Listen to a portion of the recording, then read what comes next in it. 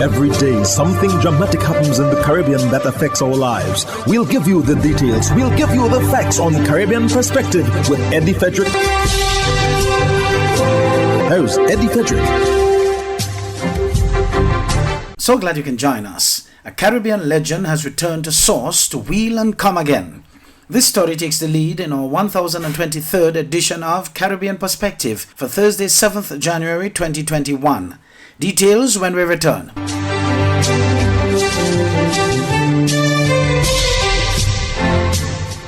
Welcome back. It is now widely known and generally hardly accepted that Gordon Butch Stewart has passed on. Here is a comprehensive report from our partners at Carib Update Primetime Caribbean, as shared with us by anchor Wendy Chateau. For the details, tributes continue to pour in Tuesday for regional hotelier Gordon Butch Stewart, who died Monday in the United States. He was 79. Jamaica's Prime Minister Andrew Holness described him as a man way ahead of his time. Also paying tribute was Jamaica's former Prime Minister Portia Simpson Miller, who hailed the hotelier as one of Jamaica's finest sons. And another former Prime Minister in Jamaica, Bruce Golding, praised the late tourism mogul, saying that his legacy is monumental. Former Jamaica leader of the opposition, Peter Phillips, said that Stewart was one of the great entrepreneurs of this era, having started as a small operator to build a multi-billion-dollar world-class brand that is recognized globally. Butch Stewart was the founder and chairman of the Appliance Traders Group of companies, which includes Sandals and Beaches Resorts and the Jamaica Observer. More on this from Tahira Burke. The tributes have been pouring in for this internationally acclaimed Caribbean business legend. The West Indies Cricket Board, in a statement, declared him a true West Indian legend in his own right. His brand Sandals is now currently the main sponsor of West Indies cricket. The Commissioner of Tourism in the U.S. Virgin Islands declared him a bold champion who spread across the Caribbean the message that high-end sustainable tourism can enrich our destinations and our people. The Caribbean Hotel and Tourism Association said in its statement, and we quote, "Our industry will forever be indebted to Butch for his continued passion for excellence and legendary Caribbean hospitality." St. Lucia's Prime Minister Alan Chasney, who once worked for Stewart, called him a Caribbean icon and legend. Also joining the tribute was Jerry Rappaport, president of the Grenada Hotel and Tourism Association. Needless to say, Mr. Stewart was one of the, if not the leading hotelier in the Caribbean. I mean, what he accomplished with the Sandals brand is a testament to itself. He was one of the leaders in the world and definitely in the region. And his, coming into Grenada had a great impact on our island, both in terms of creating jobs, but also in helping to increase our airlift. And, the GHCA were deeply saddened by the loss of Butch, and we want to extend our condolences to his family and also to the Sandals crew here in Grenada, Peter Fraser and everybody else there. Diana McIntyre Pike is at the forefront of countryside tourism in Jamaica. To be honest, I have taken his death very badly because it's so many good memories of how he extended himself beyond the call of duty. She said the Jamaican icon leaves a great legacy. His greatest legacy is having motivated people to be passionate about their country and the Caribbean, and also to extend a hand to people who are in need. In his tribute, head of the University of the West Indies, Hilary Beckles, said, and we quote, "Our Butch, like Bob and Bolt, represents this cultural spirit of the ages." Beckles added, "And so the indomitable spirit is called back to source, to rest, to will and come again." Reporting for Primetime Caribbean, I am Tahira Burke with the Carib Update News Service. This is Primetime Caribbean. Stay with us. We'll have more news after this. Prime Minister of Antigua and Barbuda Gaston Brown and Tourism Minister Charles Fernandez have joined the outpouring of tributes from across the Caribbean on the passing of hotel mogul Gordon Butch Stewart. More in this Garfield Burford ABS report. The hotel is in motion. People are all doing the right thing. There's a lot of different parts to the hotel. Gordon Butch Stewart speaking about 5 years ago about doing business in Barbados, one of the Caribbean territories to which he brought the iconic Sandals brand. In a release on Tuesday, Sandals says Stewart single-handedly built the world's most awarded vacation brand from one resort in Jamaica to over 24 distinct resorts and villas throughout the Caribbean. That journey began with Sandals Montego Bay in 1981, and some 4 decades later, several diadems have been added to that crown, including Sandals Antigua. Prime Minister Honorable Gaston Brown leads this country's tributes, saying, quote, "The Caribbean has lost an iconic son, a pioneer and revered businessman whose legacy includes the development of the Caribbean's premier hotel brand, Sandals," end quote. The Prime Minister continues that Stewart's contribution towards the socio-economic development of the region is well appreciated and he was held in high esteem. The Prime Minister has been joined by virtually every Caribbean head of government in praising Stewart's contribution to the archipelago. Tourism Minister Honorable Charles Fernandez extolled his contribution to the region, saying, quote, "He was a Jamaican, a land to which he was deeply committed, but he regarded the Caribbean as his wider fraternal community," end quote. The Antigua and Barbuda Hotels and Tourism Association has also chimed in with tributes. Sanders says at the time of his passing, he was hard at work on plans for the recently announced expansions to the Dutch island of Curacao and St. Vincent. It's a passion which has endeared Stewart to a grateful region. Although he was the quintessential Jamaican, the late Gordon Butch Stewart never gave into insularity and was also a Caribbean man. That is how Barbados' Prime Minister Mia Mottley remembered Stewart, the founder and chairman of the ALT group of companies, including the Sandals Resort chain, who passed away in the United States on Monday night at the age of 79.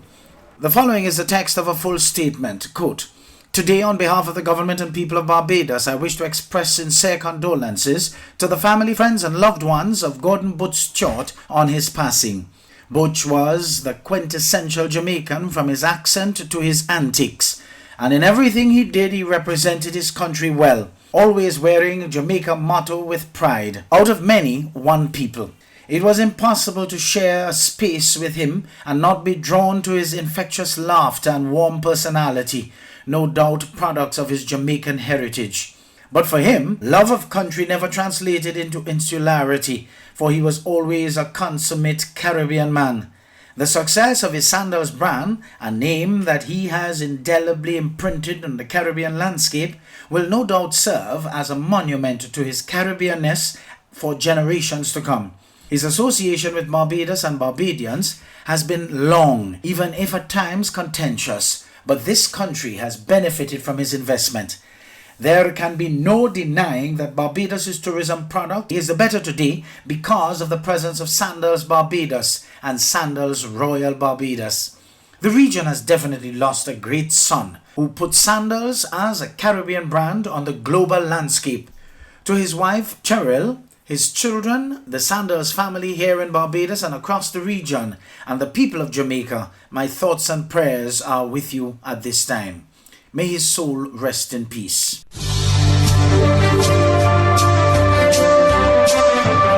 You're listening to Caribbean Perspective with Eddie Frederick.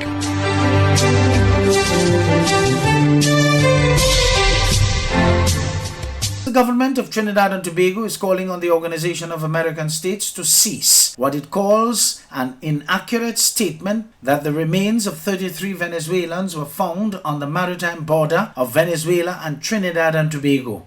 The government says factual records show this is not what happened and described the use of the statement by the OAS as distasteful and reprehensible.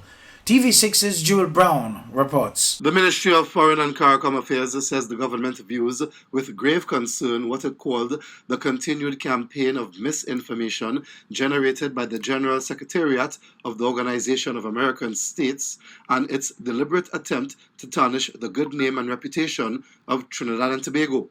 The statement was issued by the Foreign and CARICOM Affairs Ministry on Tuesday, January 5th, in response to an OAS press release dated December 30th, 2020. The Foreign and CARICOM Affairs Ministry said the OAS press release was titled "The New Report Warns Number of Venezuelan Refugees and Migrants Could Rise to 7 million in 2021.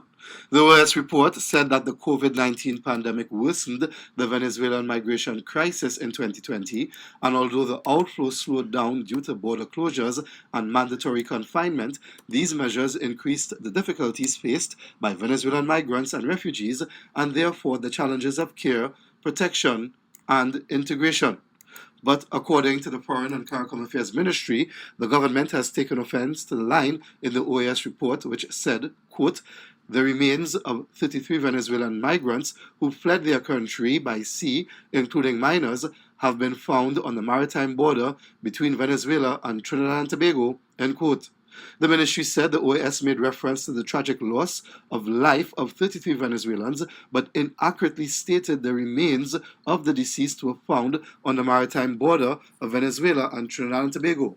The ministry said factual records have detailed that the incident occurred in Venezuelan waters off the coast of Guerrero, and that, quote, "to use the tragic circumstance and even the death of Venezuelan nationals in such a manner is distasteful, reprehensible, and goes against the purpose of the OAS and its General Secretariat," end quote. The ministry said the government of Trinidad and Tobago has called on the OAS to cease this activity, adding that the OAS's current course can result in incalculable damage to the integrity of the organization and the trust reposed in it by its legitimate members. Prime Minister Dr. Keith Rowley recently expressed his concerns about the leadership and direction of the OAS. Jewel Brown, TV6 News. Trinidad and Tobago will vaccinate 25,000 citizens when the first shipment of vaccines arrive, scheduled for sometime in March. However, it will not be mandatory for anyone to receive the vaccine, although it is highly recommended. So the Ministry of Health has some plans up its sleeves to ensure that those who are given the opportunity follow through with the process. TV6's Renessa Cutting has more. Trinidad and Tobago will be requesting 50,000 doses of a COVID vaccine through the COVAX facility, which are scheduled to arrive sometime around March. But with the vaccine to be administered in 2 doses, the ministry will have to adopt a phased vaccination system. So we are hoping in the first part of phase 1 to go after 25,000 persons, which will include healthcare workers, some frontline workers, and the elderly in our long-stay facilities. Of the vaccines under trial, a single dose gives roughly 50% protection. 2 doses are needed to give an optimal level of immunity. If you miss that second dose, the one, we expect that there will be a boost of your immunity, even if you get it late, which happens with other diseases, for example, measles, mumps, rubella. You do get some protection with the booster, even if you come in late, you have a missed dose. So we recommend, even if you miss it by a week or 2, that you still have it. But we will try to stick to the manufacturer's guideline because that is where the research is based. However, the minister says it will not be made mandatory for anyone to take the vaccine, although it is highly recommended. Why? 1, we have a constitution, right to privacy. 2, there are some members of the population, because of inherent medical conditions, cannot be vaccinated across the board. Some children just cannot take the MMR vaccine. The people who are allergic, so you can't force a vaccine on someone. But government is already implementing systems with a view to increasing compliance. How do we track persons? We got that presentation this morning, and we will have to possibly go out for an IT solution. The parameters have already been agreed to. The RFPs have already been agreed to.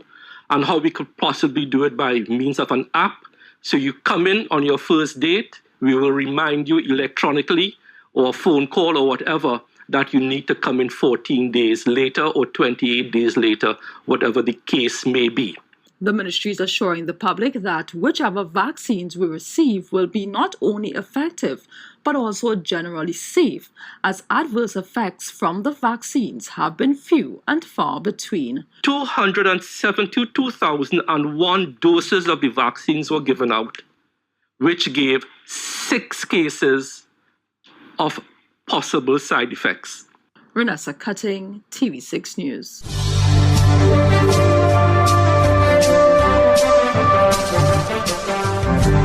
I am Eddie Frederick. This has been Caribbean Perspective, a whole new approach to highlighting developments in the Caribbean. In the meantime, please continue to log on to CaribbeanPerspective.com for more daily news and more.